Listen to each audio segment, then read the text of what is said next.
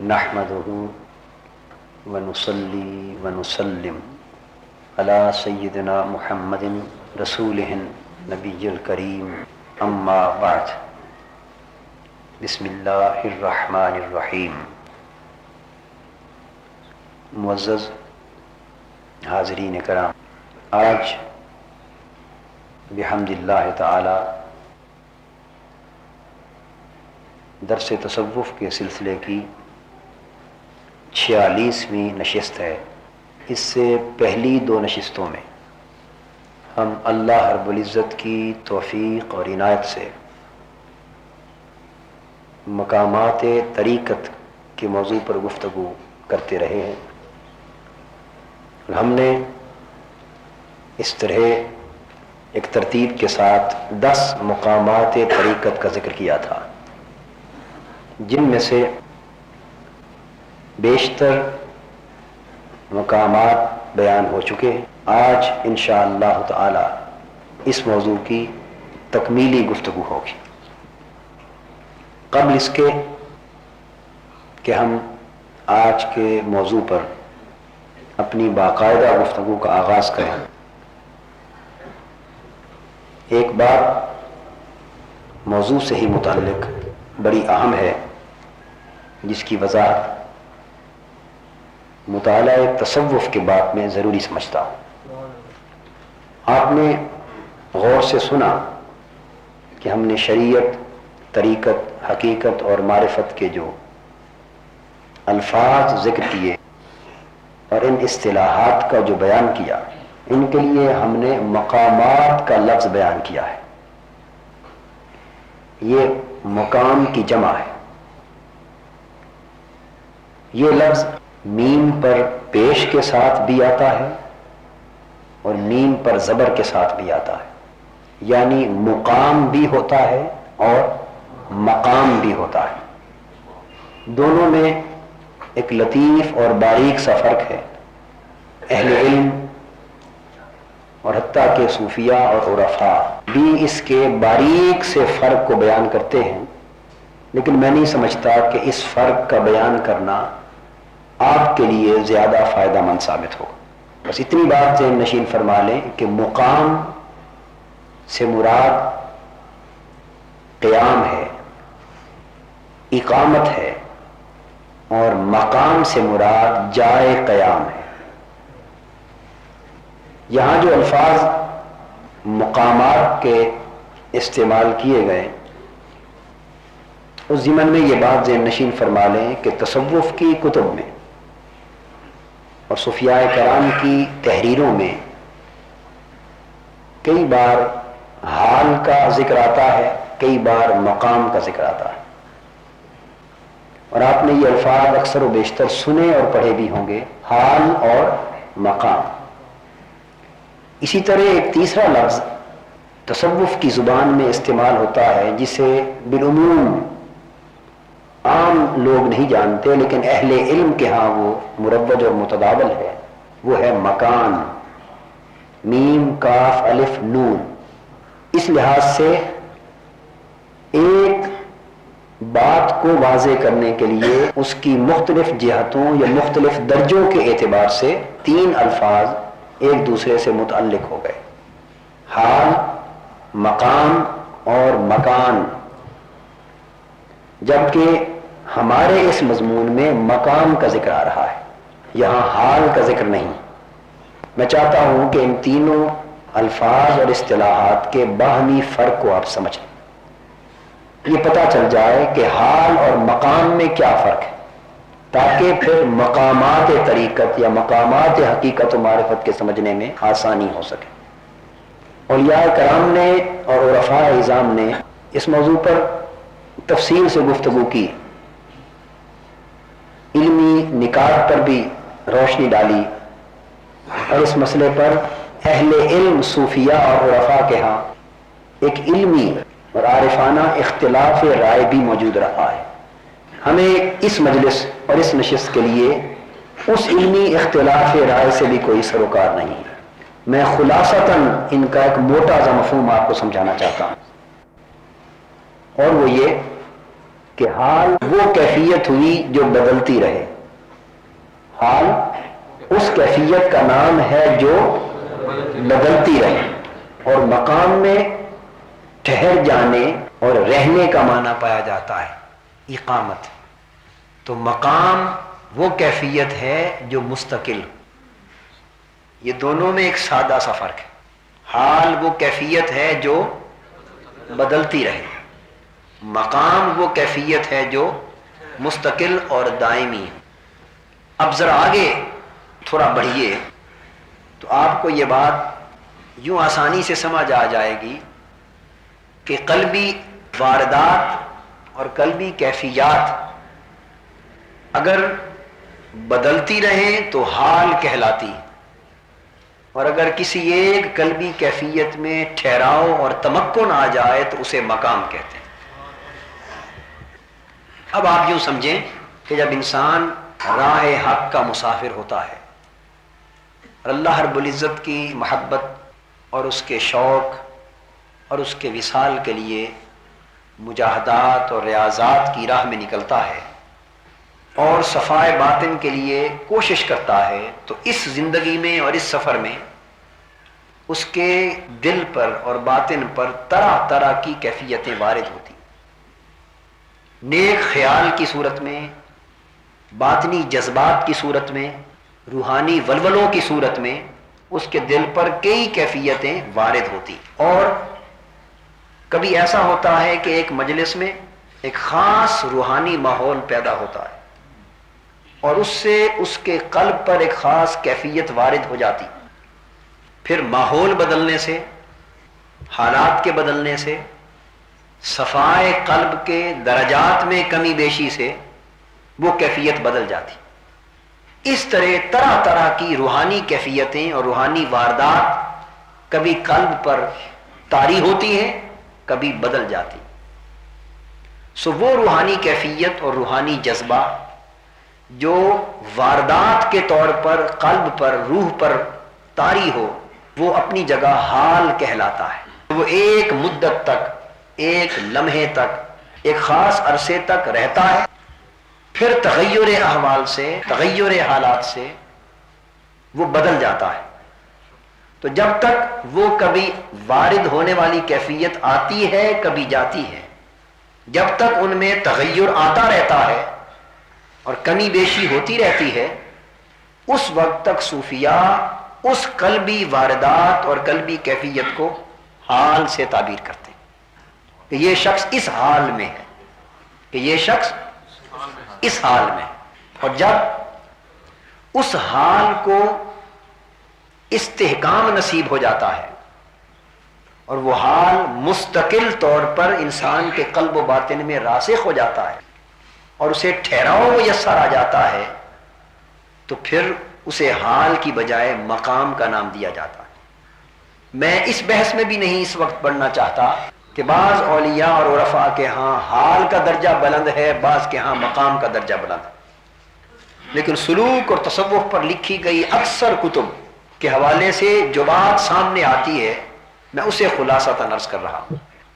اور اولیاء کرام جب اپنے مکاشفات میں اور اپنی واردات کے حال میں جب مختلف اصطلاحات کے معنی اور مطالب بیان کرتے ہیں اور اختلاف کرتے ہیں ایک دوسرے سے، تو کم سے کم میں تو اپنا یہ حق نہیں سمجھتا کہ ان کی اس علمی اختلاف رائے میں اپنی کسی رائے کو دخل دے سکوں یا یوں کہہ سکوں کہ یہ رائے درست ہے اور یہ غلط ہے. ہمارے ہاں ان سب کی آراء درست ہے، ہمارے ہاں ان تمام اولیاء کی آراء درست ہے.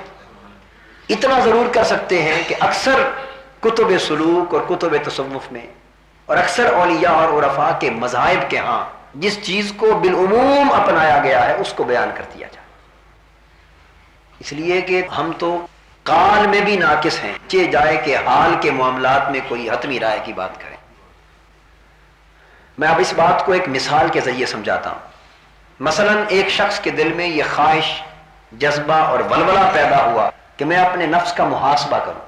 تو محاسبہ نفس کی خواہش اور آرزو ایک گھڑی ہوتی ہے وہ کہ جب یہ چیز خواہش ہوتی کہ میں اپنے نفس کا محاسبہ کیا کروں، اپنے اعمال، اپنے احوال پر باخبر رہوں اور اپنے نفس کی کیفیات پر غور و خوض کرتا رہوں، اس کی جانچ پڑتال کرتا رہوں، تاکہ وہ ایک حد کے اندر رہ سکے اور اس طرح نفس برائیوں سے اور بری خواہشات سے، فواحش سے اور برے شہوات سے بچ سکے۔ اس مقصد کے لیے جب دل میں خواہش پیدا ہو تو صاف ظاہر ہے کہ وہ ایک آرزو ہے، وہ ایک جذبہ ہے، وہ ایک ولولہ ہے، وہ ابھی حال نہیں کہلاتا، وہ حال سے پہلے کی ایک کیفیت ہے۔ جب آرزو، خواہش، شوق، جذبہ اور ولولہ کے طور پر وہ چیز دل میں جنم لیتی کہ میں نفس کا محاسبہ کروں، پھر جب وہ کیفیت زور پکڑ لیتی ہے اور دل پر وارد ہو جاتی ہے، دل پر وارد ہو جاتی ہے اور دل اس کیفیت سے سرشار ہو جاتا ہے۔ اب یہ جو میں تجزیہ عرض کر رہا ہوں، آپ کئی بار اپنی زندگی میں، مجلسی زندگی میں، نجی زندگی میں، کبھی رات کی خلوت میں عبادت کرتے ہوئے، کبھی نماز کی حالت میں کھڑے ہوئے، کبھی دوران تلاوت، کبھی کسی نصیحت کی اور تربیت کی مجلس میں بیٹھے ہوئے، آپ سوچیں گے کئی بار ایسے ولولے روحانی نوعیت کے اٹھتے ہیں، ایسی خواہشات اٹھتی ہیں، اور کبھی خواہشات کی حد تک کی ختم ہو جاتی، اور کبھی وہ ایک کیفیت اور واردات کے طور پر دل پر طاری ہو جاتی۔ ان چیزوں کو سمجھنا مقصود ہے۔ اگر ان چیزوں کی سمجھ نہ ہو تو انسان اپنے احوال کی حفاظت نہیں کر سکتا، اور اہل حق کے ہاں بہتر انسان وہ ہے جو اپنے حال کی حفاظت کرے، جو اپنے حال کی حفاظت کرے۔ اور جب تک سمجھ نہ ہو حفاظت کیا ہو، اور حال یا مقام یہ اتنی قیمتی شے ہے اہل حق کے ہاں اور اہل کمال کے ہاں۔ شیخ ابو نصر سراج توسی رحمۃ اللہ علیہ، صاحب کتاب اللمع، فرماتے ہیں کہ ایک شخص روتا ہوا اولیاء کرام کی ایک مجلس میں آیا اور اس نے کہا کہ میں نے کوئی دنیاوی تحفہ کسی سے قبول کر لیا اور اس کی آفت، روحانی آفت مجھ پر یہ وارد ہوئی کہ میرا حال جاتا رہا، صبح اتنی اذیت، اتنی تکلیف میں مبتلا ہوں کہ میری زندگی میں آج تک اتنی بڑی مصیبت مجھ پر نہیں آئی۔ تو جن لوگوں کو یہ کیفیات نصیب ہو جاتی ہیں اور یہ روحانی دولت اور اس روحانی کیفیت کی لذت، حلاوت اور چاشنی جن کو میسر آ جاتی ہے، یہ انہیں خبر ہوتی ہے کہ یہ کتنی قیمتی متاع ہے۔ تو وہ کہتے ہیں کہ میری زندگی پر اتنی بڑی مصیبت، آفت اور بلا کبھی نہیں آئی، اے اللہ کے نیک بندو، خدا را مجھے اس مصیبت سے چھٹکارا۔ اس مجلس کے جو شیخ تھے انہوں نے باقی ساتھیوں سے پوچھا، بتاؤ اس کا حال جاتا رہا، اس کے بارے میں تمہاری کیا رائے ہے کہ یہ کتنی بڑی مصیبت؟ انہوں نے جواب دیا، حضرت حال کا جانا ایمان کے چلے جانے سے بھی بڑی مصیبت ہے، حال کا چھن جانا ایمان کے سلب ہو جانے سے بھی بڑی مصیبت ہے۔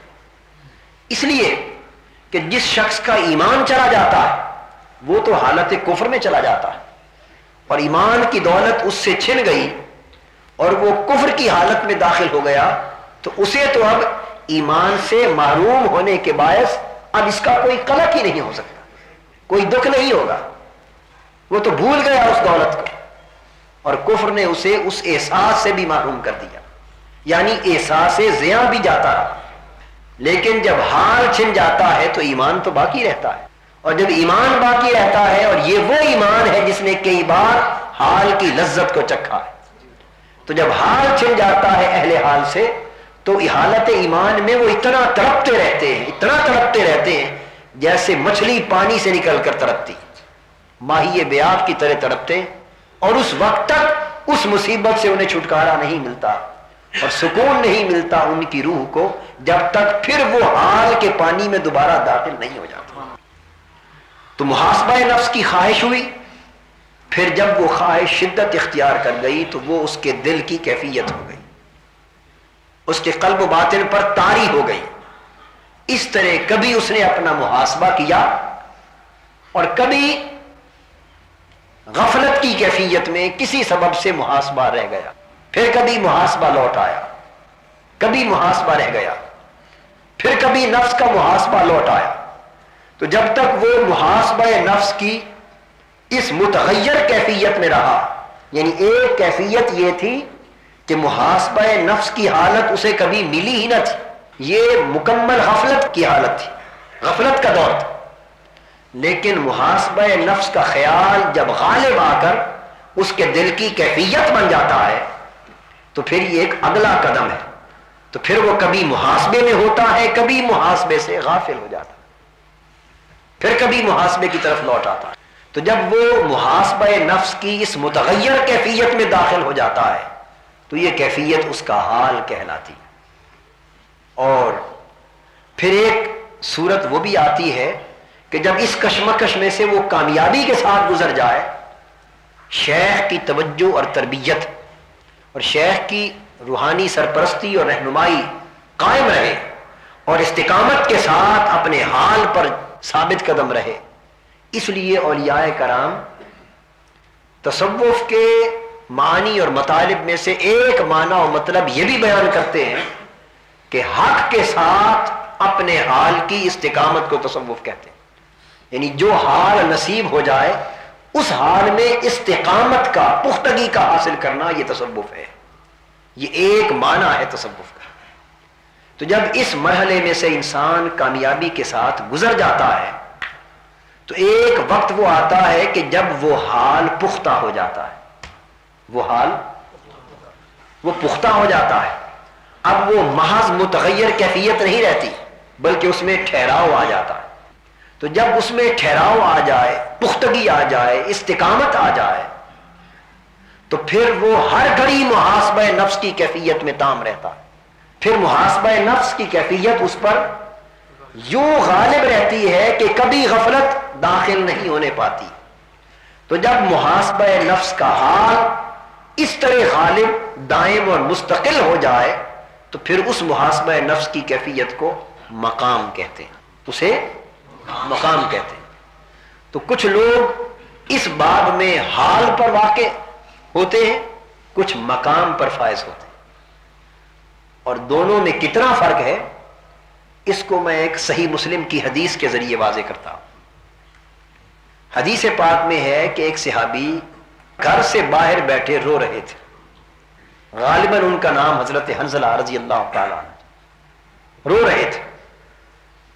حضرت صدیق اکبر رضی اللہ تعالیٰ عنہ کا گزر ہوا. انہوں نے جو روتے دیکھا تو پوچھا حنظلہ کیوں رو رہا ہے؟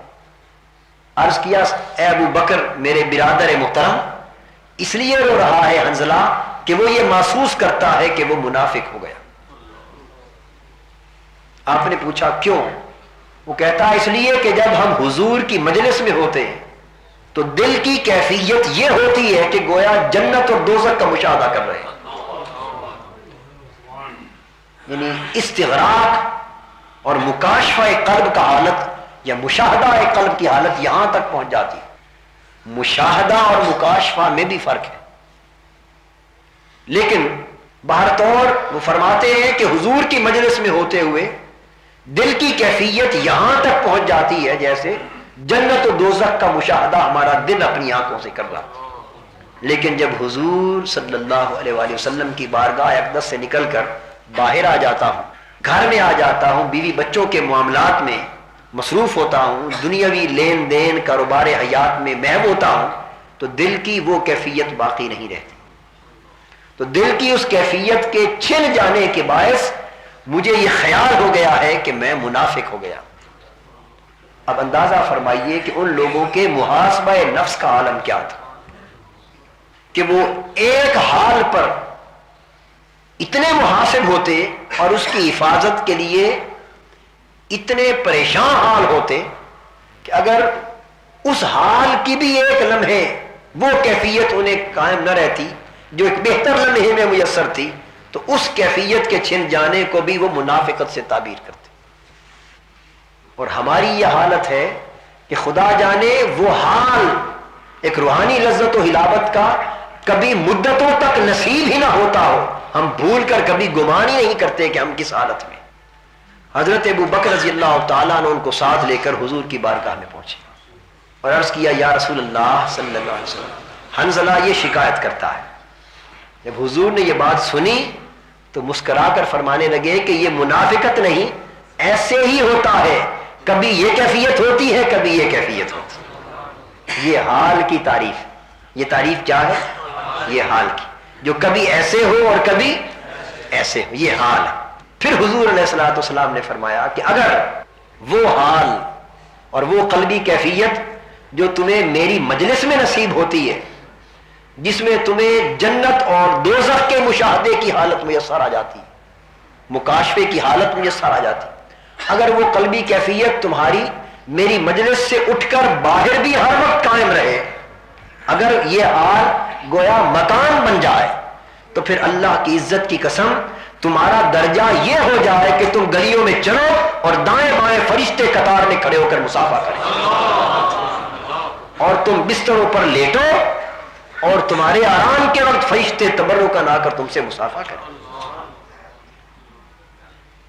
تو حدیث پاک سے اس بات کی تائید مل گئی کہ جب تک انسان حال کی کیفیت میں رہتا ہے اس وقت تک تغیر رہتا ہے، اور جب یہ حال مستقل ہو جاتا ہے، اس میں انسان مستقیم ہو جاتا ہے، دائم اور مستمر ہو جاتا ہے، اور یہ مکان بن جاتا ہے، تو پھر اس صاحب حال کی صاحب مکان ہو جانے کے بعد قدر و منزلت کا یہ عالم ہے کہ وہ چلتا ہے اور دائیں بائیں فرشتے راستوں میں اسے سلام کرتے، گویا اشرف المخلوقات ہونے کا مقام نکھر جاتا۔ تو یہ حال اور مقام کا فرق ہے، اور جب یہ مقام اور حال مکمل ہو جائے، جب تک قلبی کیفیت متغیر تھی، اس میں تبدیلی آ رہی تھی، تب تک وہ حال تھی۔ جب وہی حال مستقل ہو گیا، وہ مقام ہو گیا، تو مقام پر فائز ہو کر پھر ترقی ہوتی رہتی، مقام پر فائز ہو کر ترقی ہوتی رہتی۔ ایک وقت ہوتا ہے مقام کے آغاز کا، ایک وقت ہوتا ہے مقام کی انتہا اور انجام کا یا تکمیل کا۔ حال جب مقام سے بدل جائے اور مقام جب ترقی پا پا کر مکمل ہو جائے تو مقام کے مکمل ہو جانے کو مکان کہتے ہیں۔ اس کو کیا کہتے ہیں؟ مکان۔ اس کو میں عام زبان میں اس طرح سمجھا دوں، آپ بڑی آسانی سے بات سمجھ جائیں گے کہ آپ اگر سفر کر رہے ہو اور ایک مقام پر آپ پڑاؤ کریں، کسی منزل پر آپ پڑاؤ کریں، آرام کریں، کچھ دیر کے لیے ٹھہریں، تو اس کو مکان کہتے ہیں یا مقام کہتے ہیں؟ اس کو مقام کہتے ہیں۔ جہاں ٹھہراؤ اور پڑاؤ ہوتا ہے اسے مقام کہتے ہیں، اور جہاں سفر ختم کر کے آدمی گھر میں داخل ہو کر اقامت پذیر ہو جاتا ہے اس کو کیا کہتے ہیں؟ مکان۔ بس یہی فرق ہے، وہ ٹھہراؤ اور تمکن جو روحانی احوال کے سفر کے دوران آتا ہے، وہ منزل جو روحانی احوال کے سفر اور ارتقاء کے دوران آتی، اسے مقام کہتے۔ اور جب ایک حال کا سفر سارے مقامات کو طے کر کے اپنی آخری منزل کو پہنچ جاتا ہے جہاں وہ مستقل طور پر متمکن ہوتا ہے، تو اس حال کے گھر کو مکان کہا جاتا ہے۔ اس لیے کچھ اولیاء صاحب مکان ہوتے ہیں، اس کے لیے تمکین کا لفظ بھی استعمال کیا جاتا ہے، تمکین کا۔ کچھ اولیاء صاحب مقام ہوتے ہیں، کچھ اولیاء صاحب حال ہوتے ہیں۔ اور باری تعالیٰ یہ فرماتے ہیں، انبیاء علیہ السلام کی طرف سے یہ قول ہے کہ ما منا الا ولہ مقام معلوم، ہم میں سے کوئی ایک بھی ایسا نہیں کہ جس کے لیے ایک نہ ایک مقام معلوم نہ ہو۔ ہر نبی کو ایک متعین مقام عطا کیا گیا، ہر نبی صاحب مقام تھا۔ اب آپ مقام کا مفہوم سمجھ گئے ہیں نا؟ تو اس طرح ایک شخص کے کئی مقامات ہوتے ہیں، لیکن کسی ایک مقام میں اسے یکتا بنایا جاتا ہے، کسی ایک مقام میں اسے امتیاز عطا کیا جاتا ہے، یہ اس کا شرف ہو جاتا ہے، اس کا ترہ امتیاز ہو جاتا ہے۔ تو انبیاء کرام کے گروہ میں سے ہر نبی کو کسی نہ کسی مقام میں یکتا بنایا گیا۔ تو اولیاء کرام کے مضمون اور ان کے بیان کے مطابق حضرت آدم علیہ السلام کا مقام توبہ تھا، حضرت آدم علیہ السلام کا مقام توبہ، وہ صاحب توبہ تھے۔ دیگر مقامات اور احوال ان کو میسر تھے، دیگر مقامات ان کو میسر تھے، لیکن مقام توبہ میں وہ یکتا تھے۔ حضرت نوح علیہ السلام کا یکتا مقام زہد تھا، زہد تھا۔ اس طرح مختلف اولیاء کو مختلف مقامات میں یکتا کیا گیا، مختلف مقامات میں امتیاز عطا کیا گیا۔ تو کسی کو عبادت کے مقام میں یکتا کیا گیا، کسی کو انابت کے مقام میں یکتا کیا گیا، کسی کو تقوی کے مقام میں یکتا کیا گیا، کسی کو رنج اور حزن و الم کے مقام میں یکتا کیا گیا، کسی کو شکر کے مقام میں یکتا کیا گیا، کسی کو رضا اور تسلیم کے مقام میں یکتا کیا گیا۔ اور حضور علیہ الصلوۃ والسلام سارے مقامات میں یکتا تھے، تمام انبیاء کے جملہ مقامات میں حضور پھر یکتا تھے۔ حضور کی یکتائی انبیاء کے سارے مقامات میں تھی، اور پھر حضور علیہ الصلوۃ والسلام کی اپنی ذات پاک کے اندر جو مقام حضور کی اپنی یکتائی کا قرار دیا وہ مقام ذکر کا تھا، وہ مقام ذکر کا تھا۔ اور میں سمجھتا ہوں یہی وہ حضور کا یکتا مقام ذکر ہے جس کا اس نسبت سے بھی اشارہ ہے کہ وَرَفَعْنَا لَكَ ذِكْرَكَ، اور ہم نے تمہارے لیے تمہارے ذکر کو بلند کر دیا ہے۔ اس میں ایک لطیف اشارہ حضور کے مقام ذکر کی طرف ہے۔ اگر یہاں ذکر اسم کے طور پر ہو تو اس میں ایک لطیف اشارہ بھی ہے کہ محبوب تجھے ذکر کے مقام میں ہم نے اس طرح متمکن کیا ہے کہ اس مقام ذکر میں بھی تجھے بلند کر دیا، یعنی وہ بلندی تیرے سارے مقامات میں سب سے اونچی۔ تو یہ حال، مقام اور مکان کا فرق ہے۔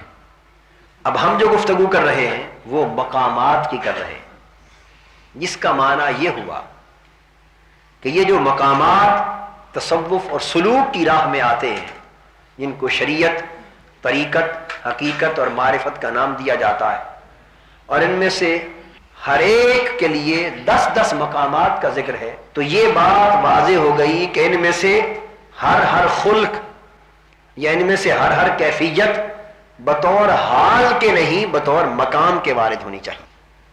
یہ نہیں کہ متغیر کیفیتوں کو اگر حاصل کر لیا جائے تو یوں کہا جائے گا کہ اس نے سلوک کے اس مقام کو طے کر لیا، نہیں، جب تک وہ حال اس کے اندر مستقل کیفیت کو نہ پالے اور مقام سے بدل نہ جائے اس وقت تک وہ اگلے مقام میں منتقل نہیں۔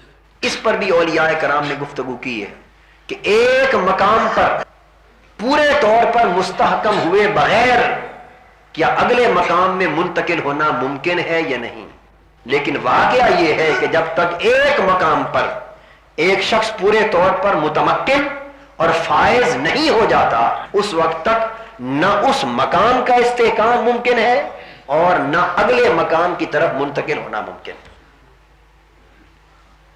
یعنی صرف حال سے اگلے مقام کی طرف انسان منتقل نہیں ہوتا کہ جب تک پہلا حال مقام سے نہ بدلے اس وقت تک اگلا مقام نصیب نہیں ہوتا۔ تو ہم نے جتنے مقامات کا ذکر کیا یہ سب کے سب مقام تھے، حال نہ تھے۔ سو اس لیے توبہ کا مقام بھی حاصل کیا جائے، حسن خلق کا مقام حاصل کیا جائے، مجاہدہ و تقوی کا مقام حاصل کیا جائے، خوف و رجا کا مقام حاصل کیا جائے، ترک شہوات و خواہشات کا مقام حاصل کیا جائے، اور شبہات سے پرہیز کا مقام حاصل کیا جائے، اور سماع و قبول موعظت کا مقام حاصل کیا جائے، اور اس کے بعد بقیہ مقامات جن کا ذکر آگے آ رہا ہے۔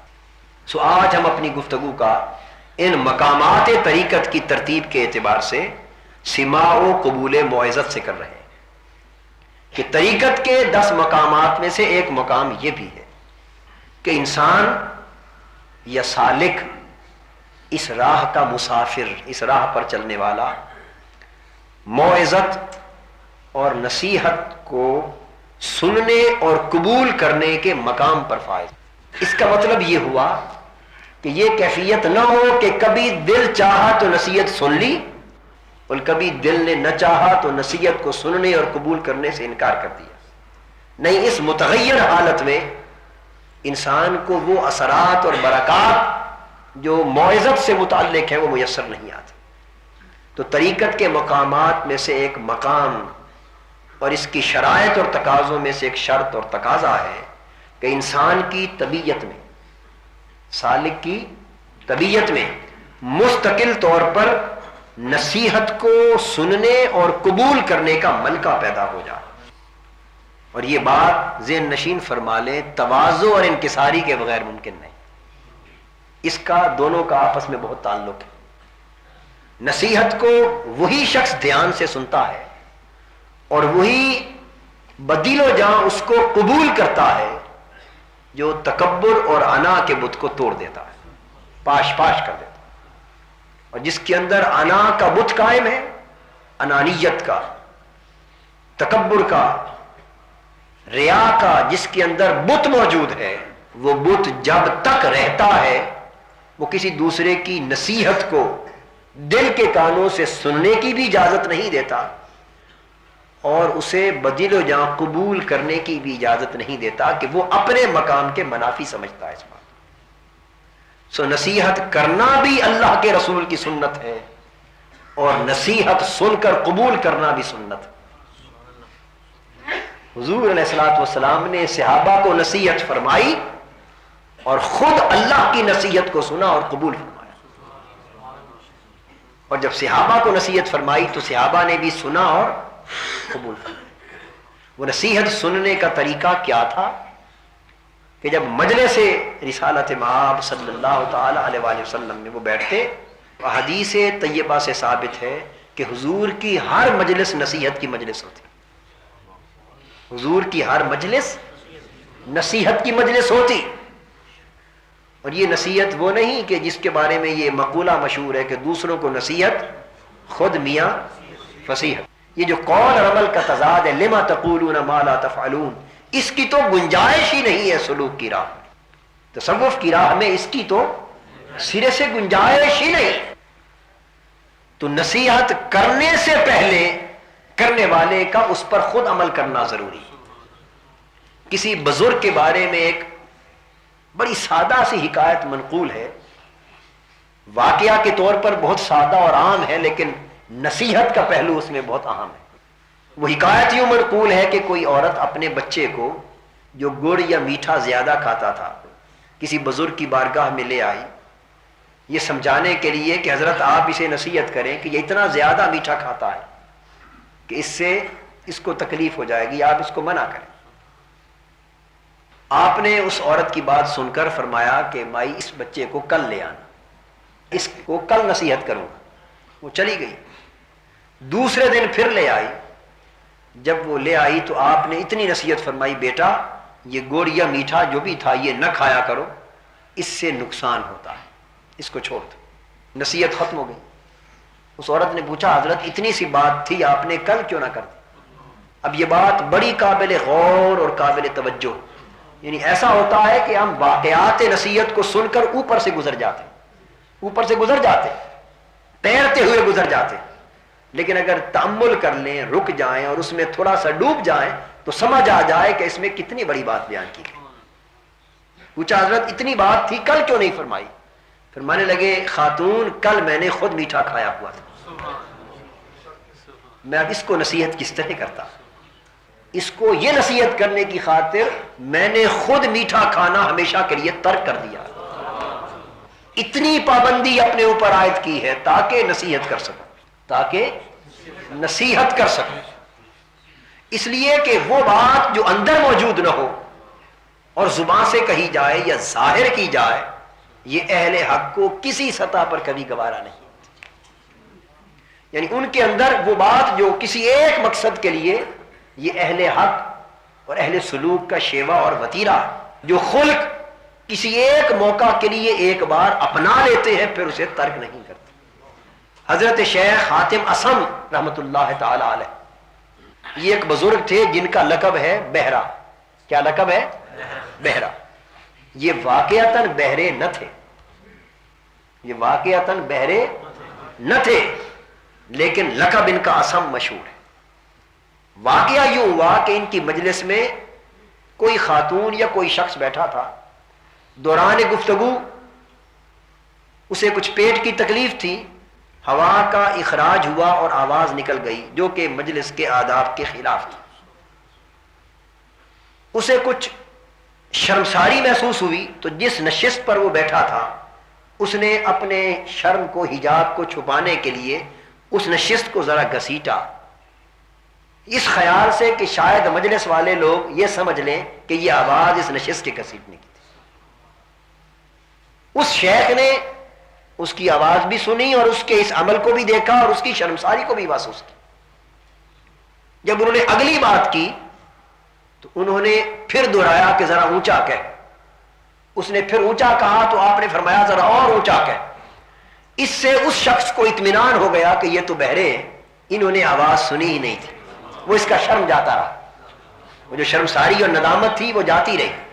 ایک شخص کو صرف ندامت سے بچانے کے لیے، ندامت سے بچانے کے لیے یہ ظاہر کر دیا اونچا سن کر کہ شاید انہوں نے سنا نہیں، یہ اس کو خیال گزرا، اور چونکہ ایک مرتبہ یہ عمل کر دیا، اسے ندامت سے بچانے کے لیے پھر مرتے دم تک اسی پر قائم رہے، مرتے دم تک اسی پر قائم رہے، حتیٰ کہ اس کیفیت کو اپنی جسمانی ساختی بنا دیا۔ آپ نے غور فرمایا نا کہ جو ہر ایک بار کسی اعتبار سے وارد کرتے ہیں اس کو زندگی میں پھر ہمیشہ رائج کر لیتے ہیں، اور جو بات اندر موجود نہ ہو اس کو بیان کر لیں یا اس کو ظاہر کر دیں، یہ اہل حق کو گوارا نہیں۔ ہم جیسے وہ لوگ جو باطنی احوال سے اور باطنی مقامات سے اور باطنی درجات سے معروم، وہ منافقت اور ریاکاریوں میں اور اندر اور باہر کی غلاظتوں میں ملوث ہیں۔ یہ ہم اپنی ریاکاری کی بنا پر اپنے اندر کے کافر بت کو پالنے کے لیے اور اس کی پوجا کرنے کے لیے جو کچھ نہیں ہوتا اس کو ظاہر کرتے رہتے ہیں، اور جو شخص اپنے کمالات کو ظاہر کرتا پھرتا ہے وہ کبھی باکمال نہیں ہوتا، اور جو صاحب کمال ہوتے ہیں وہ اپنے کمال کو ہمیشہ چھپاتے ہیں۔ حضرت یعقوب علیہ السلام حضرت یوسف علیہ السلام کو بچپن میں یہی تعلیم کرتے ہیں کہ جب ایک کمال پر فائز ہونے کے لیے خواب دیکھا، انہوں نے تلقین کی لا تقصص رؤیاک علی اخوتک، بیٹے یہ جو خواب ایک کمال تجھے دکھایا گیا ہے روحانی طور پر، اب یہ خواب اپنے بھائیوں کے سامنے بیان نہ کرنا۔ تو جب ایک کمال ملتا ہے تو اس کی خوبی یہ ہے کہ وہ بیان کرنے سے روکا جاتا، زبان پر مہر لگا دی جاتی، اور جب ایک نبی اس کی بعثت ہوتی تو اس کے لیے حکم ہے کہ وہ اپنے کمال کو برملا بیان کرے۔ تو ولایت کا خاصہ چھپانا ہے، نبوت کا خاصہ ظاہر کرنا ہے۔ سیدنا امام اعظم ابو حنیفہ رضی اللہ تعالی عنہ ایک راستے میں جا رہے، بچے کھیل رہے تھے، انہوں نے آپ کو دیکھا، ایک بچے نے آواز دی کہ رک جاؤ، کھیل بند کر دو، تمہیں معلوم نہیں کہ ایک ایسا شخص یہاں سے گزر رہا ہے جو عشاء کے وضو سے فجر کی نماز ادا کرتا، ساری رات کھڑا رہتا، حالانکہ آپ کا معمول رات کو عبادت کرنا بھی تھا اور سونا بھی تھا، رات کو سوتے اور تہجد کے لیے اٹھ کر عبادت کرتے۔ جب آپ نے بچوں کی زبان سے یہ بات سنی، آگے جا کر اپنے گریبان کو پکڑ لیا اور جھنجھوڑ کر کہا کہ نعمان بن ثابت، تو رات کو سوتا ہے اور مخلوق تیری نسبت یہ گمان کرتی ہے کہ تو ساری رات کھڑا رہتا۔ اس دن کے بعد وصال کے وقت تک 40 برس جو زندگی باقی گزری، عشاء کے وضو سے فجر کی نماز ادا کی۔ یہ بات ذہن نشین کرنے کے قابل ہے کہ اہل حق کا حال اور ان کا مقام یہ ہے کہ جو چیز پاس ہوتی ہے اسے چھپاتے، اور جو نہیں ہوتا اس کو کبھی ظاہر نہیں کرتے، یعنی جو ہوتا ہے وہ تو اسے بھی ظاہر کرنے سے گریز کرتے ہیں، اور چہ جائے کہ جو نہ ہو اس کو جھوٹے طور پر ظاہر کیا جائے، لیکن وہ جو حال اپناتے ہیں یا جو حال ان کی طرف منسوب کر دیا جاتا ہے وہ اس پر بھی متمکن ہو جاتے ہیں۔ تو عرض یہ کر رہا تھا کہ سماع و قبول موعظت، اس کے لیے سب سے پہلی شرط تو یہ ہے کہ جو موعظت اور نصیحت کا فریضہ ادا کرے وہ خود صاحب نصیحت ہونے سے پہلے صاحب عمل ہو، اور پھر نصیحت کرنا یہ مخلوق کے درجے میں خود حضور علیہ الصلوۃ والسلام کی بھی سنت ہے۔ قرآن مجید میں حضور علیہ الصلوۃ والسلام سے فرمایا گیا ادعو الی سبیل ربک بالحکمہ والموعظۃ الحسنہ، میرے محبوب صلی اللہ علیہ وسلم، مخلوق کو تم اپنے رب کی راہ کی طرف دعوت دو، بلاؤ حکمت اور دانائی کے ساتھ، والموعظۃ الحسنہ اور اچھی نصیحت کے ساتھ۔ تو حضور علیہ الصلوۃ والسلام کا ہر ارشاد گرامی، حتیٰ کہ حضور علیہ الصلوۃ والسلام کی ہر مجلس سراسر نصیحت تھی. اور حضور علیہ الصلوۃ والسلام کی سیرت طیبہ کا یہ پہلو بھی ذہن نشین رہے کہ حضور کا قول بھی نصیحت تھا، حضور کا عمل بھی نصیحت تھا. حضور زبان اقدس سے کچھ فرماتے اس میں بھی نصیحت ہوتی، اور زبان اقدس سے خاموش رہتے جو کچھ کر رہے ہوتے.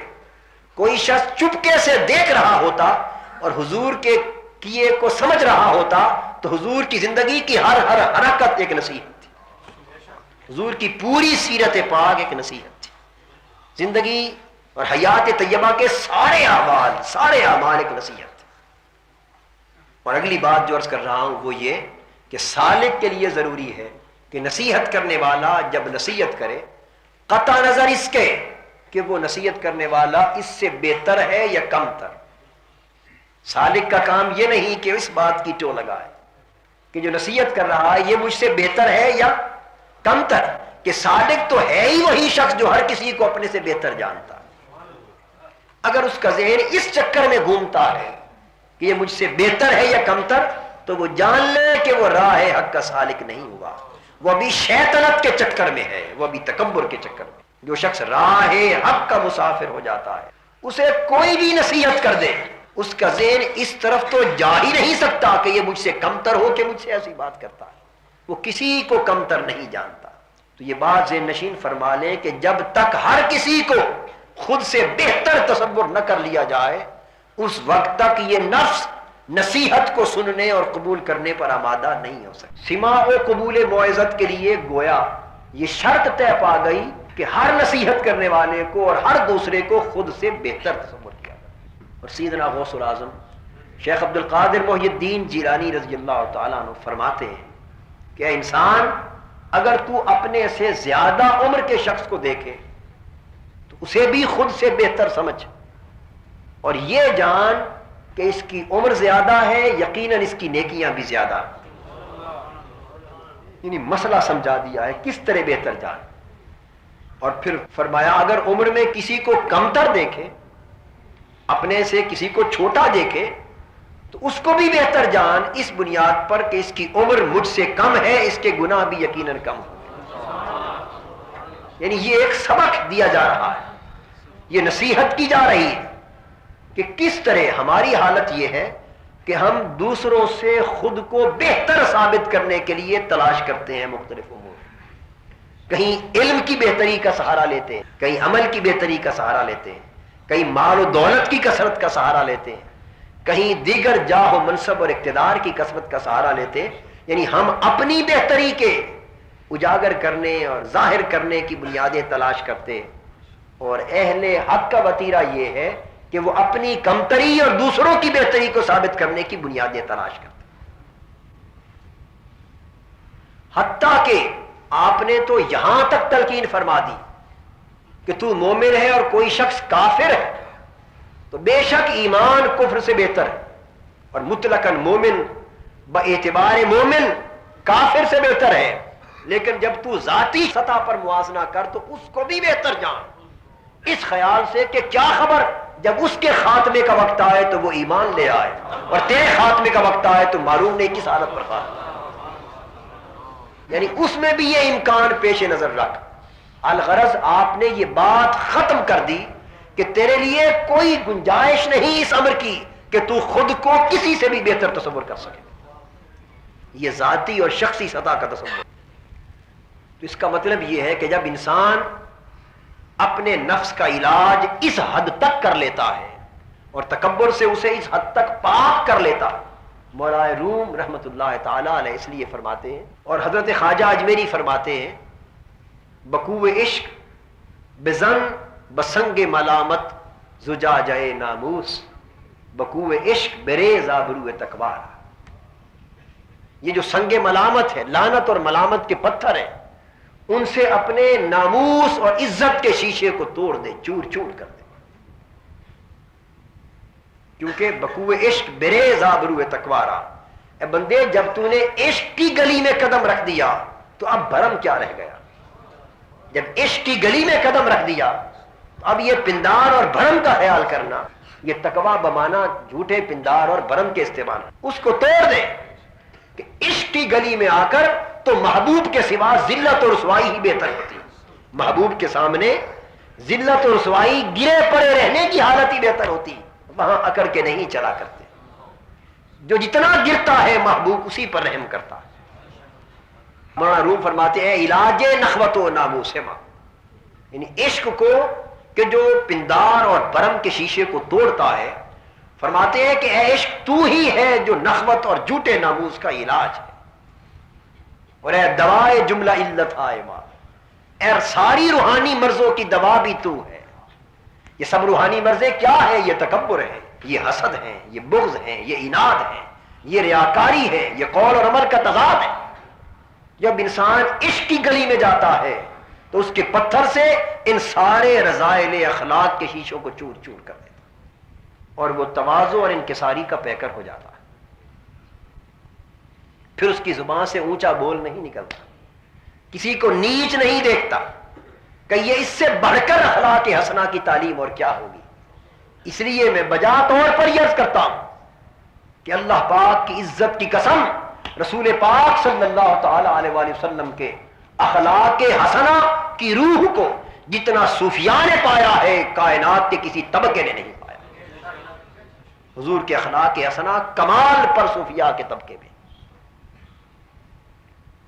تو فرماتے ہیں کہ ہر شخص سے جو بھی نصیحت سنے اس کو سن اور اس کو قبول کر، اس لیے کہ قرآن مجید نے اس سماع و قبول موعظت کی فضیلت بیان کی۔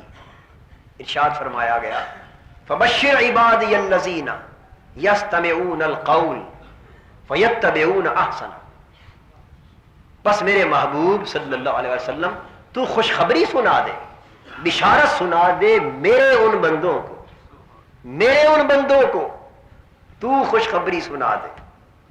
یہ بھی کتنے پیار کی باتیں ہیں، باری تعالیٰ تیرے اپنے بندے ہیں تو تو خوشخبری خود سنا دے، نہیں، یہ بھی ایک پیار کا تعلق ہے کہ بندے میرے ہیں، خوشخبری تو سنا، تاکہ کیوں وہ تیرے ممنون، جس کو جس کی زبان سے خوشخبری ملتی ہے وہ اسی کا شکریہ ادا کرتا ہے یا نہیں؟ اسی کا شکریہ ادا کرتا ہے۔ فرمایا میرے بندے تو وہ ہیں ہی اور انہیں معلوم ہی ہے کہ ہر عنایت میری طرف سے ہوتی ہے، لیکن محبوب جب تو خوشخبری سنائے گا تو تیری بارگاہ میں بھی جھک جائیں گے، تیرے نیاز مند ہو جائیں گے، احسان مند ہو جائیں گے۔ اور دوسرا یہ کہ انہیں یہ خبر ہو جائے گی کہ اللہ کا جو احسان اور جو بھی خوشخبری یا بشارت ملتی ہے وہ اس رسول کے واسطے سے ملتی ہے۔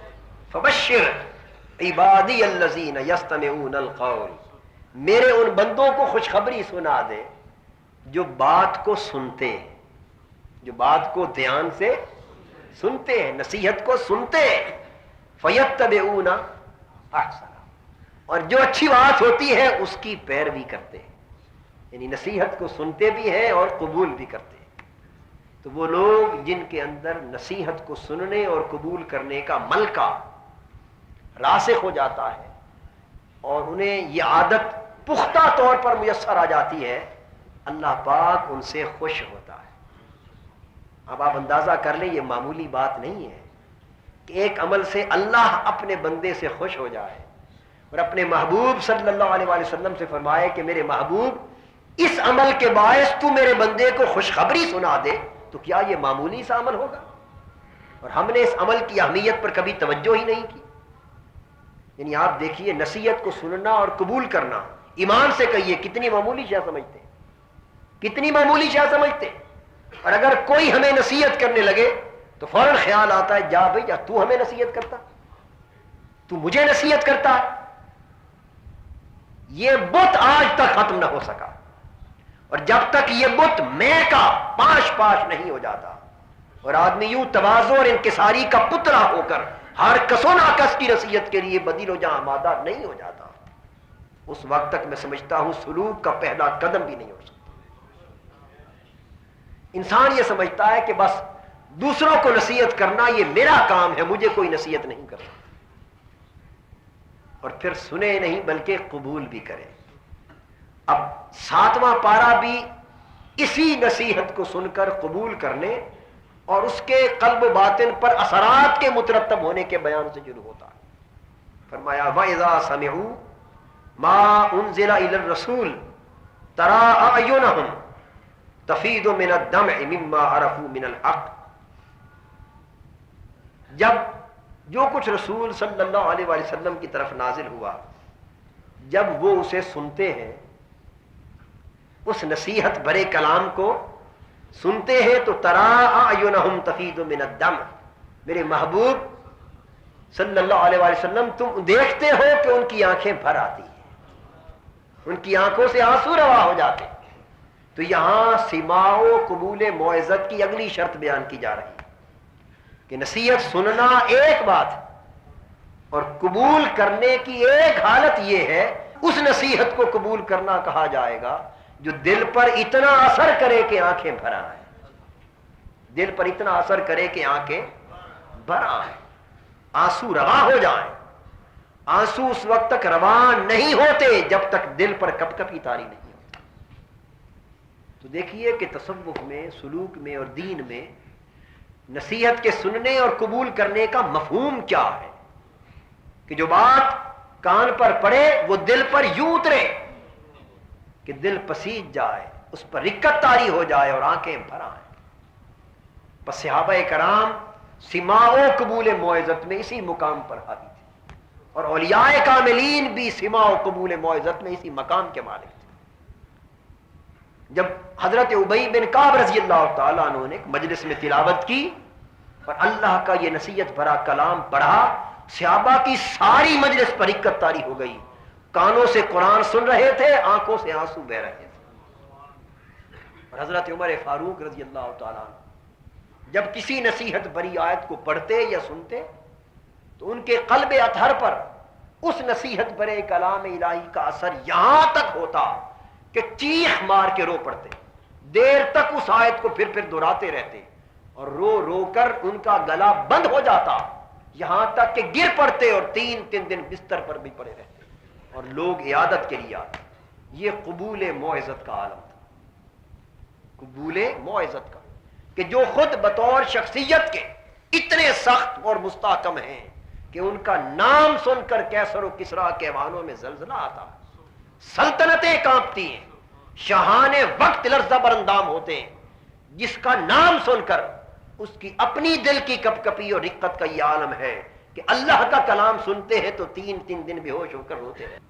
یہ کیا تھا؟ یہ سماع و قبول موعظت کی کیفیت۔ اور حدیث پاک میں یہ بھی حضرت ام کلثوم سے روایت رضی اللہ تعالی کہ حضور علیہ الصلوۃ والسلام نے فرمایا کہ جو شخص نصیحت سنے اور نصیحت کو سن کر اس کے رونگٹے کھڑے ہو جائیں، آنکھیں بھر آئیں، رونگٹے کھڑے ہو جائیں، یہ جسم پر کپ کپی کی علامت ہے، اس کے رونگٹے کھڑے ہو جائیں تو وہ جان لے کہ یہ وہ کیفیت ہے جس پر دوزخ کی آگ حرام ہو جاتی ہے۔ اس وقت اگر وہ اللہ کی بارگاہ میں دعا کرتا ہے تو اللہ کی رحمت بڑھ کے دعا کو تھام لیتی، قبول کر لیتی۔ یہ قبول نصیحت میں کپ کپی کی، رکت کی کیفیت کا ہے۔ اس لیے جہاں تک ہو سکے اہل حق اور اہل نصیحت کی صحبتوں میں بیٹھا کرو، نصیحت کو سنا کرو، ہر نصیحت کی بات سے کچھ نہ کچھ آپ کے کام کا جوہر آپ کو مل جائے گا۔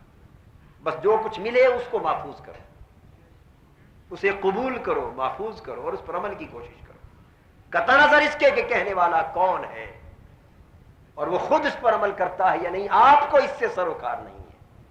آپ کو صرف اس کی اتنی بات سے سروکار ہے کہ اس نے کیا کہا، آپ میں وہ بات تھی یا نہ تھی تو اضافہ کر لیں، نہ تھی تو عمل شروع کر دیں، اس کا اثر لیں، اس سے رکت حاصل کریں اور اس کے اثرات اور برکات سے خود کو متمتع کریں۔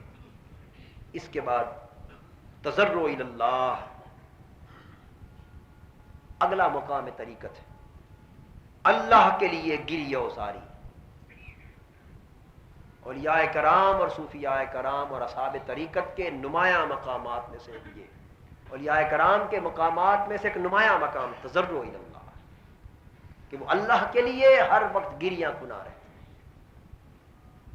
اور گریہ وزاری یہ دل کی سعادت ہے، گریہ وزاری دل کی سعادت، اور آنکھوں کا نہ بھرنا اور گریہ و زاری سے محروم رہنا یہ دل کی شقاوت ہے، یہ دل کی شقاوت ہے۔ میں عرض کر چکا حضرت عمر فاروق رضی اللہ تعالیٰ عنہ کے حوالے سے کہ اللہ کے لیے کس قدر تضرع کی حالت ان کو حاصل تھی، کس قدر گریہ و زاری انہیں نصیب تھی۔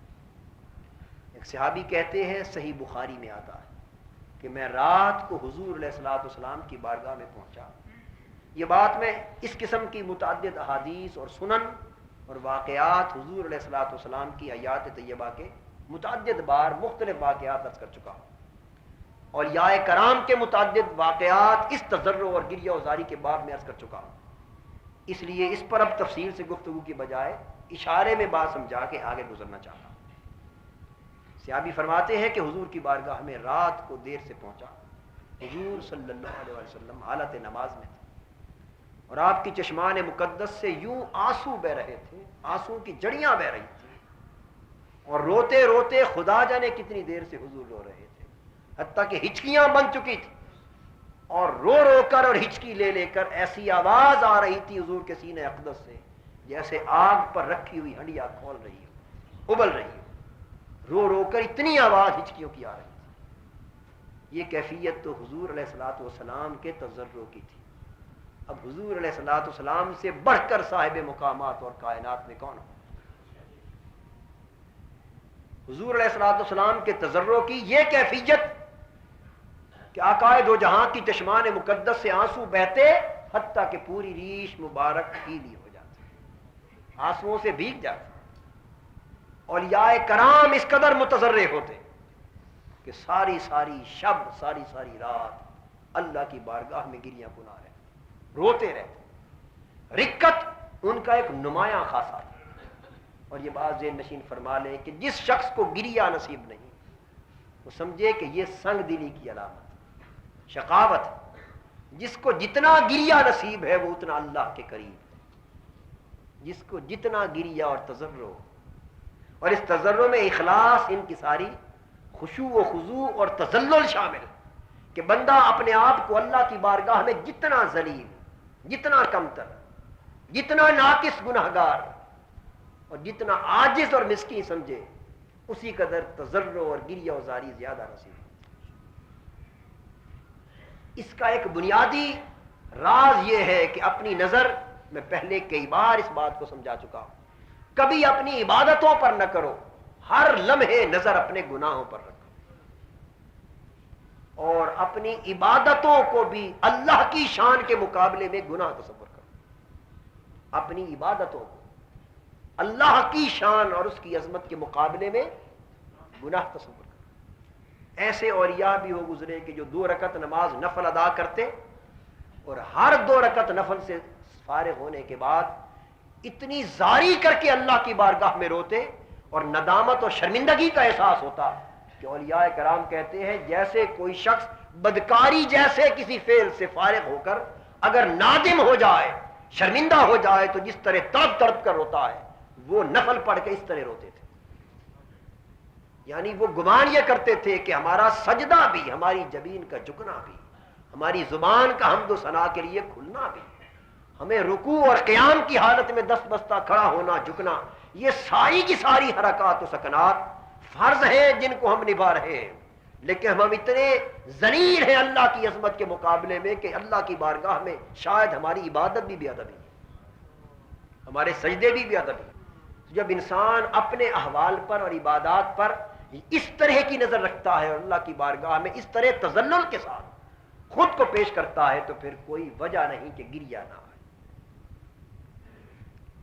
میں یہ بھی عرض کر دوں کہ کثرت استغفار اور کثرت توبہ گریہ کے لیے مفید چیزوں میں سے ایک مفید شے ہے، اور کبھی حال چھن جاتا ہے تو اس گریہ و زاری سے حال بھی لوٹ آتا ہے، چھنا ہوا حال گریہ و زاری سے لوٹ آتا ہے۔ حضرت آدم علیہ السلام کو جو مقام توبہ نصیب ہوا اس کا سبب بھی یہی تضرع اور گریہ و زاری تھی۔ اس کے بعد رضا شیخ، کہ شیخ کی رضا کو اللہ کی بارگاہ میں وصال کامل تک محض اپنے لیے ذریعہ اور واسطہ تصور کریں، واحد ذریعہ اور واسطہ تصور کرے، رضائے شیخ کو رضائے رسول کے لیے اور رضائے الہی کے لیے۔ اولیاء کرام میں سے کوئی ولی وصال حق کے اس مقام تک پہنچنے تک اپنے پورے روحانی سفر کے کسی مرحلے میں شیخ کی روحانی رہنمائی اور سرپرستی سے بے نیاز نہیں ہوتا۔ اور یہاں یہ بات عرض کر دوں کہ ایسے متصوفین کی جماعتیں اور گروہ ہو گزرے جنہوں نے شیخ کی اور پیر کامل کی رہنمائی اور سرپرستی کے بغیر اور اس کی رضا اور منشا کے بغیر بڑے بڑے مجاہدات کیے، روحانی مشقتیں کی، شہوات نفس کو قطع کرنے کی کوششیں کی، لیکن انہیں کچھ حاصل نہ ہو سکا۔ یہ نقطہ بڑا قابل توجہ اور قابل غور۔ عام طور پر یہ تصور کیا جاتا ہے کہ شہوات نفسانی کا قطع کرنا روحانی ارتقاء کے لیے مفید ہے، اور جسمانی محنتیں، مشقتیں، عبادات میں، طاعات میں جتنی ریاضت اور مجاہدہ کیا جائے گا، خواہشات کو جتنا ترک کیا جائے گا، حتیٰ کہ کھانا پینا، کلام، سونا، ان کو جتنا ترک کیا جائے گا اتنا قرب نصیب ہوگا، اتنے روحانی مقامات طے ہوں گے۔ یہ بات اپنی جگہ حق، لیکن یہاں یہ نقطہ ذہن نشین فرما لیں کہ یہ سارے مجاہدات، کھانے پینے کا کم کرنا، سونے کا کم کرنا، یا حتیٰ کہ کلیتاً بند کرنا، یہ مجاہدات، یہ مشقتیں، یہ شہوات نفسانی کم کرنا یا قطع کرنا، یہ جتنے ریاضات تصوف کے باب میں بیان کیے جاتے ہیں، یہ سارے کے سارے اگر علت شہوات نفسانی کی کہ جو باطن میں ہے وہ ختم نہ ہو اور یہ سارے مجاہدات اپنا لیے جائیں تو ان سے رتی برابر فائدہ نہیں ہوتا، رتی برابر فائدہ نہیں ہوتا۔ ایسے لوگ بھی ہو گزرے کہ جنہوں نے اس ناسمجھی میں آلات شہوت کو کاٹ لیا، اس خیال سے کہ جب آلہ شہوت ہی نہ رہے گا تو ہم ہر قسم کی نفسانی شہوت سے پاک ہو جائیں گے۔ لیکن اولیاء کرام اور صوفیاء کہتے ہیں کہ انہوں نے غلطی کی کہ وہ علت کہ باطن میں جہاں سے شہوت جنم لیتی ہے، جب وہ علت موجود رہی تو آلات کے کاٹنے سے کیا فائدہ۔ تو تصوف آلات کو کاٹنے کا نام نہیں ہے، ظاہری مجاہدات کا نام نہیں ہے، تصوف باطن کی اس علت شہوت کو ختم کرنے کا نام ہے جہاں سے برائی اور خواہشات نفس جنم لیتی۔ تو یہ سارے مجاہدات اس وقت کام آتے، یہ بات ذہن نشین فرما لیں، اس وقت کام آتے جب حال کی قوت نصیب ہو جاتی اور واردات کا غلبہ نصیب ہو جاتا ہے۔ جب دل میں حال کی قوت میسر آ جائے اور روحانی واردات کا غلبہ ہو جائے تو پھر کیا ہوتا ہے کہ وہ حال انسان کو ان شہوات نفسانی کا بدل مہیا کر دیتا، وہ قلبی اور روحانی واردات کھانے پینے اور سونے کی حاجت سے بے نیاز کر دیتی، تو وہ شے جسم کے سکون کی، راحت کی، اطمینان کی، جسمانی طاقت کی اور ذہنی سکون کی وہ دولت جو سونے سے میسر آتی ہے، جب حال کا غلبہ اور واردات کا غلبہ نصیب ہو جائے تو نہ سوتے ہوئے بھی واردات کے ذریعے وہ سکون نصیب ہو جاتا ہے، نہ کھاتے ہوئے بھی وہ غذا نصیب ہو جاتی ہے، پھر مجاہدات کر کے بھی جسم اور روح دونوں کو وہ تغذیہ، وہ غذا، وہ تقویت ملتی رہتی۔ یہ وجہ ہے کہ حضرت بابا فرید رحمت اللہ تعالی علیہ قدس سرہ العزیز جیسے لوگ 40 برس جنگلوں میں سخت ریاضتیں اور مجاہدے کرتے ہیں، جن میں سے ہم جیسا کوئی شخص 1 ہفتہ 10-15 دن یا مہینہ نہیں کر سکتا، لیکن ہم کریں تو شاید ختم ہو جائیں، لیکن ان کی تر و تازگی بھی ختم نہ ہو۔ اس کا راز یہ ہے کہ مجاہدات کے ذریعے وہ ظاہری آلات کو جب بے حیثیت کرتے ہیں، ظاہری شہوات نفسانی کو قطع کرتے ہیں، حتیٰ کہ کھانے پینے کو کثرت روزوں کے ساتھ، مستقل روزوں کے ساتھ توڑ دیتے ہیں، راتوں کو کثرت شب بیداری کے ساتھ نیند کو توڑ دیتے ہیں، تو جسم کے اس بت کو شکستہ کرتے ہیں، لیکن پھر بھی وہ تر و تازہ رہتے ہیں، دماغی سکون مختل نہیں ہوتا، روحانی طور پر بے چین نہیں ہوتے، ایک اطمینان، ایک سکون رہتا ہے، اس کا سبب یہ ہوتا ہے کہ نیند سے جو کچھ میسر آتا ہے وہ اہل حال کو نہ سونے میں زیادہ میسر آتا ہے. ورنہ آپ کو 3 دن اگر نیند نہ آئے سفر میں یا کسی تکلیف کے باعث 3 دن جاگنے میں گزر جائیں تو چوتھے دن ذہن کے سکون کی وہ حالت ہوگی؟ کسی قیمت پر حالت نہیں ہوتی. تو ان کا کیا ہے جو عمر بھر کبھی نہیں سوتے پھر بھی ذہنی سکون قائم رہتا ہے. کبھی آپ نے سوچا اس باتوں میں فرق کیا ہے؟ آپ کا ہمارا نہ سونا دماغ کے سکون اور دماغ کے نظام کو مختل کر دیتا ہے. اور وہ جو عشاء کے وضو سے فجر کی نماز پڑھتے ہیں ان کا نہ سونا باوجود اس کے اتنی سوچ کو تر و تازہ رکھتا ہے کہ وہ امت کی فقہ کے امام رہتے ہیں، مسائل حقائق اور دقائق پر گفتگو کرتے ہیں. حالانکہ ہم 2 راتیں جاگتے ہو تو تیسری دن صبح کوئی بات کرے تو ہم سمجھ ہی نہیں سکتے. ایسا ہوتا ہے یا نہیں؟ بات کی سمجھ نہیں آتی، پڑھے تو سمجھنا ہے. یعنی آپ رات کو امتحان کی تیاری کے لیے پڑھتے رہیں 2-3 بج جائیں تو آپ کو جھونکے آتے ہیں. پھر کیا ہوتا ہے؟ لاکھ منہ پر پانی مارے پڑھتے ہیں لیکن سمجھ نہیں آتی. دماغ سوچنا چھوڑ دیتا ہے. اور وہ جو 40 برس نہیں سوتے ان کا دماغ اسی طرح سوچتا رہتا ہے. ان کی سوچ کو بھی جلا ملتی، ان کے قول کو بھی جلا ملتی. یہ کیا بات؟ یہاں تبھی سارے کے سارے سائنسز اور علوم جواب دے جاتے. میڈیکل سائنسز یہاں جواب دے جاتی. انسان کی عقل و خیرت کی پرواز یہاں جواب دے جاتی ہے. وہ کہتی ہے کہ ان بنیادی تقاضوں کو پورا کیے بغیر دل اور دماغ کی صحت اور سلامتی قائم نہیں رہ سکتی. لیکن ان سے بھی بڑھ کر صحت اور سلامتی کسی کی ہوگی؟ وہ کیا بات؟ تو وہ طاقت جو ان ظاہری اسباب سے ملتی ہے ان کو حال سے ملنا شروع ہو جاتی، ان کو قلبی واردات سے ملنا شروع ہو جاتی. پھر ان کے لیے سونا نہ سونا برابر ہو جاتا، کھانا نہ کھانا برابر ہو جاتا. تو جن کا برابر ہو جائے وہ پھر صیام وصال بھی رکھتے ہیں تو کبھی پریشانی نہیں ہوتی. اور جو ابھی اس سونے اور نہ سونے کے برابر ہونے کے درجے تک نہ پہنچے ہو وہ اس کیفیت میں آ جائے تو لڑکھڑانے لگتے ہیں. اس لیے حضور علیہ الصلوۃ والسلام نے امت کو اس کا مکلف نہیں ٹھہرایا. اور صحابہ کرام نے جب بالعموم اس پر عمل کرنا شروع کر دیا پے در پے روزوں پر تو حضور نے منع فرما دیا. حضور نے منع فرما دیا. اس کا مطلب یہ نہیں کہ ان میں سے کوئی بھی اس شان کے لائق نہ تھا، بلکہ اس رجحان کو قطع کرنا تھا کہ یہ ہر کسی کے بس کی بات نہیں. اگر تم اس کو عام کرنے لگو گے تو میری امت کے سارے لوگ تمہارا عمل دیکھ کر شروع کر لیں گے اور اس طرح ان کی صحتیں برباد ہو جائیں گی. یہ بھی میرے آقا کی رحمت ہے کہ کہیں لوگوں کی جسمانی صحت خراب نہ ہو جائے. ورنہ حضور علیہ الصلوۃ والسلام کا یہ ارشاد، میں رات اس حالت میں بسر کرتا ہوں کہ یطعمنی ربی ویسقینی، کہ میرا رب مجھے کھلاتا ہے اور پلاتا ہے. انما لی مطعم یطعمنی ولی ساکن یسقین، میرا ایک کھلانے والا ہے، میرا ایک پلانے والا ہے. وہ اپنے دستے محبت اور دستے شفقت سے مجھے کھلاتا بھی ہے پلاتا بھی ہے. یہ کھلانا اور پلانا کیا ہے؟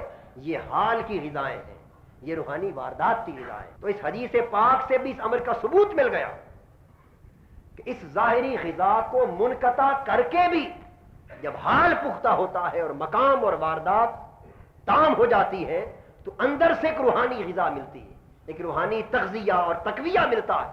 اس کے نتیجے میں صحت بھی متاثر نہیں ہوتی اور دل اور دماغ کی سلامتی بھی مختل نہیں. اگلا نقطہ عرض کرنا چاہتا ہوں وہ یہ کہ یہ حال کی قوت اور واردات کا غلبہ جب تک میسر نہ آ جائے تب تک یہ سارے مجاہدے کام نہیں آتے. تو پھر یہ حال کی قوت اور یہ واردات کا غلبہ کس طرح میسر آتا ہے؟ یہ صرف اور صرف شیخ کی صحبت سے میسر آتا ہے، شیخ کی تربیت سے میسر آتا ہے، شیخ کی سرپرستی رہنمائی سے میسر آتا ہے. سو ضروری ہے کہ مرید اپنے جملہ احوال شیخ پر پیش کرے، خواہ ظاہری طور پر خواہ باطنی طور پر پیش کرے. اپنے مکاشفات شیخ پر پیش کرے کہ مکاشفے کے بارے میں جو درست فیصلہ شیخ کر سکتا ہے مرید نہیں کر سکتا. مرید کبھی اسی چکر میں مبتلا ہو جاتا ہے مکاشفہ کو دیکھ کر کہ یہ روحانی واردات ہے، اور ایسا بھی ہوتا ہے کبھی شیطانی واردات ہوتی ہے. روحانی اور شیطانی واردات میں فرق شیخ کرتا ہے، استاد کرتا ہے. وہ چونکہ روحانی استاد ہوتا ہے، وہ پیشوا اور سرپرست ہوتا ہے. اس لیے شیخ سے مرید کبھی نہ ہچکچائے اپنے احوال کو پیش کرنے میں، اور شیخ کی بات کو اپنے لیے آخری سند سمجھے اور شیخ کی رضا اور اس کی منشا کا ہر قدم پر خیال رکھے. جس رخ پر وہ خود کو شیخ اس کو چلانا چاہتا ہے اسی رخ پر چلے. یہ ضرورت شیخ اور آداب ارادت کے باب میں کئی خطبات اور دروس میں ہم تفصیل سے اس مسئلے کو عرض کر چکے ہیں. اب اس پر مزید روشنی ڈالنے کی ضرورت نہیں، لیکن میں یہ عرض کر چکا کہ مرید خود کو شیخ کے یوں سپرد کرے جیسے مردہ غسال کے ہاتھوں. وہ میت کو نہلانے والا جس طرح چاہتا ہے پلٹتا ہے، سیدھا کرتا ہے، الٹاتا ہے، بٹھاتا ہے، لٹاتا ہے، اور مردہ کبھی اپنے ارادے سے اس میں دخیل نہیں ہوتا. تو مرید اپنے روحانی ارتقاء کے لیے اپنی خواہش اور ارادے سے فانی ہو کر خود کو اس طرح شیخ کے روحانی ہاتھوں کے سپرد کر. جب شیخ کی سرپرستی قائم ہو جاتی تو اس کی سرپرستی سے اور اس کی رہنمائی سے اور اس کی توجہ سے جو جو مجاہدات ہوتے ہیں اور جو جو ریاضات ہوتی ہیں ان سے حال قوی ہوتا ہے اور واردات غالب ہوتی ہیں. پھر مجاہدات کے بھی فائدے ہوتے ہیں، پھر ریاضات کے بھی فائدے ہوتے ہیں. ورنہ آپ عام طور پہ لوگ کیا کرتے ہیں، جو کتاب دیکھی وظیفے پڑھے اور شروع کر دیے، جو بزرگ ملا اس سے کوئی نہ کوئی وظیفہ پوچھ لیا وہ بھی شروع کر دیا. وہ ساری زندگی کو وظیفوں اور وردوں کا پلندہ بنائے پھرتے ہوتے. ہر مسئلے کے لیے ان کے پاس ایک مجرد وظیفہ ہوتا. صبح سے شام تک طوطے کی طرح، جس طرح طوطا رٹ لگاتا اس طرح وظیفوں کی رٹ لگاتے، اور ان میں سے سوائے اجر اور ثواب کے کوئی روحانی فائدہ اور وظائف کا نہیں ہوتا.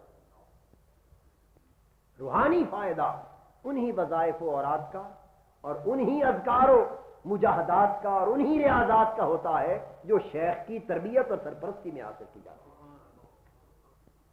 اور اس میں یکسوئی کی بھی ضرورت، وحدانیت مطلب کی بھی ضرورت. اگر مختلف سمتوں سے آپ مختلف وظائف لینا شروع کر دیں گے تو اس کا معنی بالکل یوں ہے کہ ایک مریض اپنی ایک مرض کے لیے بیک وقت مختلف ڈاکٹروں سے نسخے لینا شروع کر دیں. اپنی اپنی جگہ نسخے سارے بہتر ہیں، لیکن وہ ایک مریض پر جب سارے نسخے استعمال ہوں گے تو اس کا کباڑہ کر دیں گے. مرض کا نہیں، مریض کا کباڑہ ہو جائے. اسی سے وہم پیدا ہوتا ہے، ذہن میں انتشار آتا ہے. اس لیے یکسوئی کے ساتھ اور توحید مطلب کی شان کے ساتھ شیخ کی رضا اور شیخ کی سرپرستی کے سپرد کر دیا جاتا. اور مرید اپنے شیخ کی حاجت سے اس وقت جا کر بے نیاز ہوتا ہے جب اللہ پاک اس کے سارے علائق کو منقطع کر کے اپنا براہ راست وصال عطا کر دیتے. جب وصال الہی نصیب ہو جاتا ہے تو اس وقت مرید پھر اللہ کے سوا دیگر تمام مشائخ کی حاجت مندی سے بے نیاز کر دیا جاتا ہے. اب وہ خود اس مقام پر فائز ہوتا ہے. اور یہ وصال حق کی آخری منزل ہے لقاء الہی. اس سے پہلے راستے میں کوئی منزل اس حاجت مندی کے بغیر نہیں. اس کے بعد آخری نقطہ ترک ما سوی اللہ کا ہے. یہ 10واں مقام طریقت. ترک ما سوی اللہ یعنی دل کا کلیتاً مستغنی عن ما سوی اللہ ہونا. اللہ کے سوا جو کچھ ہے اس کی رغبت اور اس کے میلان سے دل کا پاک ہو جانا. دل میں اللہ کے سوا کوئی طلب، کوئی رغبت اور کوئی آرزو اور محبت باقی نہ رہے. ما سوی اللہ کی تو یہ طریقت کا آخری مقام. طریقت کا یہ وہ مقام ہے. قرآن مجید مختلف مقامات پر 3 قسموں کے لوگوں کا ذکر کرتا ہے. فرماتا ہے منکم من یرید الدنیا ومنکم من یرید الآخرہ. تمہیں میں سے ایک وہ لوگ ہیں جو دنیا کو چاہتے، ایک طبقہ ہو گیا نا. اور تم میں سے کچھ وہ لوگ ہیں جو آخرت کو چاہتے. کتنے طبقے ہو گئے؟ اور ایک اور مقام پر فرمایا من کانا یرجو لقاء ربہ. اور تم میں سے جو دنیا اور آخرت کی بات نہیں، جس نے اللہ کی ملاقات کی خواہش، اللہ کے وصال کی خواہش. یہ تیسرا طبقہ ہے جو لقاء رب کو چاہتا ہے. یہ جو دنیا کو چاہتا ہے، ایک طبقہ جو آخرت کو چاہتا ہے، اور ایک طبقہ جو دونوں طلبوں سے بلند ہو کر صرف اللہ کو چاہتا ہے. اس کے مکھڑے کا طالب ہوتا ہے، اس کی رضا، اس کی فضل، اس کے وصال اور قرب کا طلبگار ہے. تو طریقت کا وہ مقام جس کو آخری مقام کا درجہ حاصل ہے، وہ ارادہ دنیا سے بھی بلند ہے، حتیٰ کہ خواہش آخرت سے بھی بلند ہے۔ اس میں صرف اور صرف ایک ہی خواہش باقی رہتی ہے، اور وہ اللہ کی خواہش۔ اس میں اللہ کے سوا کوئی مطلوب و مقصود نہیں ہوتا۔ وہ لا مطلوب الا اللہ کا درجہ ہے، لا مقصود الا اللہ۔ اللہ کے سوا کسی کی طلب دل میں باقی نہیں رہتی، اللہ کے سوا کسی کو مقصد کے طور پر آنکھیں سامنے نہیں دیکھتی، بلکہ ہر شے موجود ہوتی، لیکن جب اللہ سے محبت اور تعلق پختگی کے ساتھ قائم ہوتا ہے اور محبت میں اس کے جلوے آشکار ہوتے، اللہ کی طلب کی شدت اتنی شدت اختیار کر جاتی ہے کہ جس طرح سورج چمکتا ہے تو اس کی روشنی کی چمک میں چاند ستارے سب کچھ موجود ہونے کے باوجود نظر نہیں آتے، مان پڑ جاتے ہیں۔ جب اللہ کی محبت اور اس کی طلب دل میں سورج بن کر چمکتی ہے تو اس کی شدت روشنی کی یوں پھیلتی ہے کہ ہر شے موجود ہونے کے باوجود دکھائی نہیں دیتی۔ جب دکھائی کچھ نہیں دیتا تو وہ بولتا ہے کہ سوائے اللہ کے کچھ نہیں۔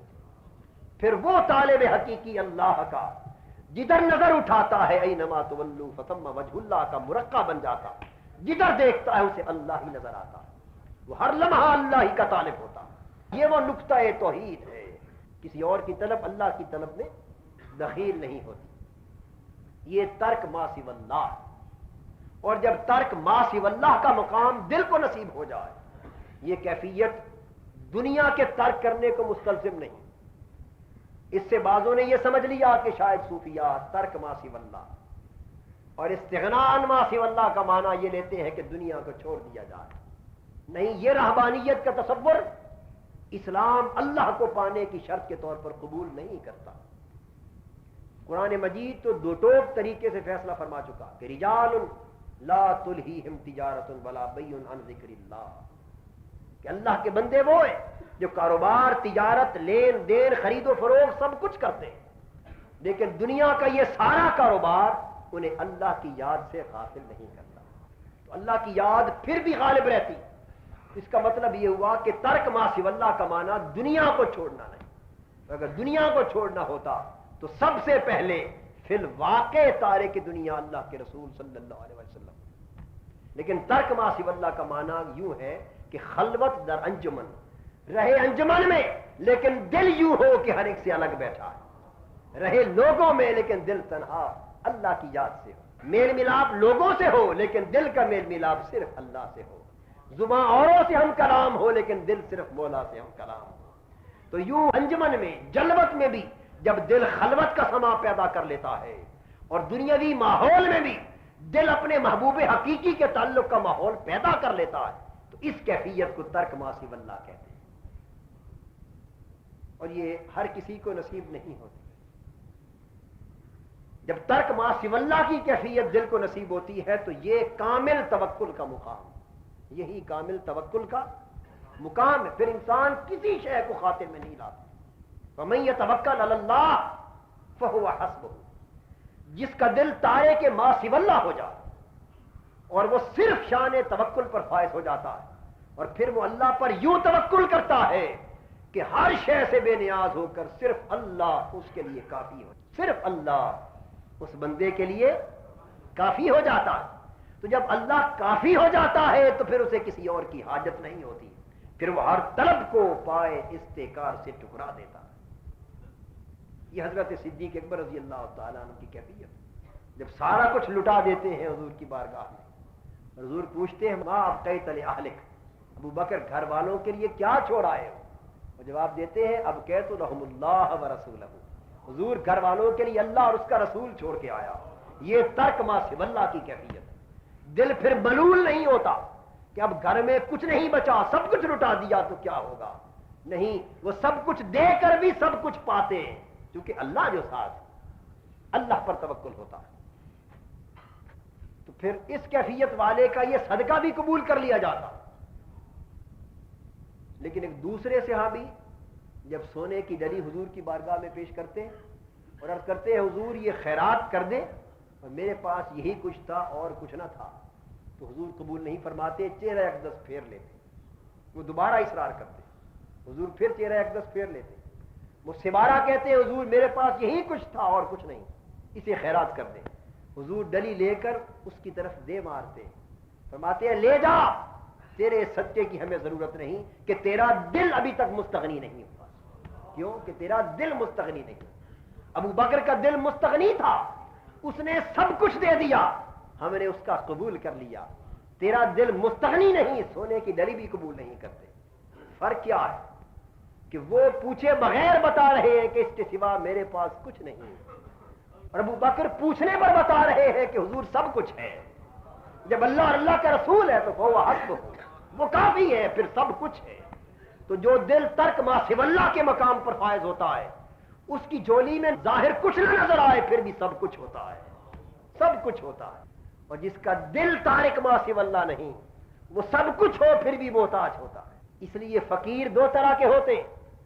دنیا کا فقیر وہ ہے جس کے دامن میں کچھ نہ ہو، جس کے ہاتھ خالی ہے، اور اللہ کا فقیر وہ ہے کہ جس کے ہاتھ میں کچھ نظر نہ آئے لیکن ساری کائنات کی دولت اس کے قدموں میں، یعنی وہ اس کا دل غنی ہوتا ہے، ہاتھ فقیر ہوتے ہیں۔ اور دنیا کے فقیر کے ہاتھ اور جولی غنا سے بھر بھی دیے جائیں تو دل پھر بھی فقیر اور محتاج رہتا ہے۔ ترک ما سوی اللہ کی یہ کیفیت کہ دل مستغنی ہو جائے۔ جب دل کو استغنا کا یہ مقام نصیب ہو جاتا ہے تو پھر یہ بہت بڑی شاہی ہے۔ حاضرین محترم، یہ طریقت کے 10 مقامات ہیں۔ اگلے درس تصوف میں ہم انشاءاللہ تعالی غالباً حقیقت کے 10 مقامات کا بیان شروع کریں۔ اللہ پاک ہمیں ان معارف اور ان تعلیمات کو سمجھنے اور ان پر صدق و اخلاص سے عمل کرنے کی توفیق عطا فرمائے۔